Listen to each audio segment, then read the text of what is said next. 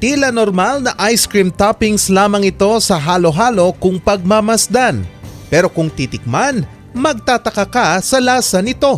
Ang ice cream kasi gawa sa dahon ng saging. Ito ang tampok ng isang restaurant sa Baguio City. Nagka-inspiration kami sa tupig.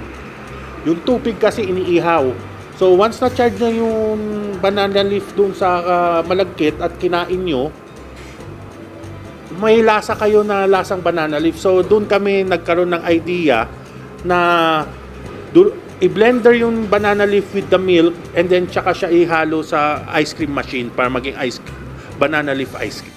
Masarap siya kasi kakaiba siya dun sa ibang halo-halo na natikman ko before. Ito kasi Pinoy na Pinoy yung lasa. Kasi nalalasahan mo yung latik and at the same time, yung ice cream